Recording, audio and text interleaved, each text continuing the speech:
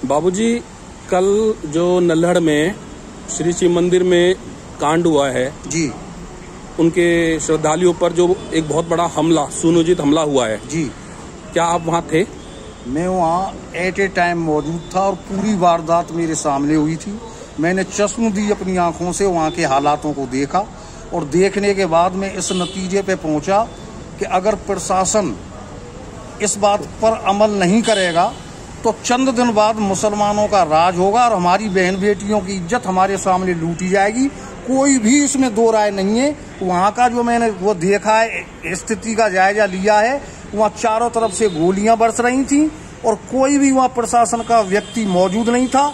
हमारी माताएं बहनें, अगर आध घंटे बाद हमने देखा था कि अंधेरा होने जा रहा था, हमारे सामने हमारा कत्लेआम होता और हमारी बहन बेटियों की इज्जत हमारे सामने लूट के और उनको कत्ल किया जाता। तो बाबूजी, वो लोग आप लोगों के मंदिर में आने के बाद उन्होंने फायरिंग की? हाँ, पहाड़ पर वो लोग चढ़े हुए थे, हम नीचे थे मंदिर में। करीब 6000 बच्चे, लेडीज और हम बुजुर्ग थे उसके अंदर। वो चारों तरफ पहाड़ पर चढ़ने के बाद चारों तरफ से फायर हो रहा था।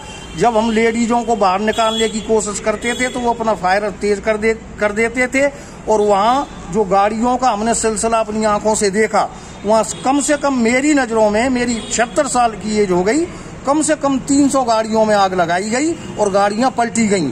जब हम वहां से निकलने की कोशिश कर रहे थे तो चश्मदीद मैंने वहां आदमियों का कत्ल होते हुए देखा। फरसाओं से काटे जा रहे थे। वो लाश कहाँ जा रही थी, कौन ले जा रहा था, इसके बारे में नहीं पता, क्योंकि हमें खुद अपनी सुरक्षा करनी थी। हम वहाँ ये देख रहे थे कि हम कैसे निकल के यहाँ से जाएं। ये मैंने स्थिति अपनी आंखों से वहाँ चश्मदीद देखी है। तो जैसे टीवी पर बता रहे हैं कि 1 या 2 लोग ही मरे हैं, तो आपके हिसाब से वहाँ पे कितने लोगों को ऐसा हताहत हुए हैं? मेरी नजरों में कम से कम बता रहा हूँ 50 आदमियों का कत्ल वहाँ हुआ है। और जो ये कह रहे हैं कि टीवी में एक भी वहाँ नहीं मिला है, तो मैं उनसे एक प्रश्न करना चाहता हूँ कि टीवी पर स्टेटमेंट देने वाले को क्या पता है क्या वहाँ मौजूद था? क्या उसने सरेआम वहाँ की स्थिति देखी?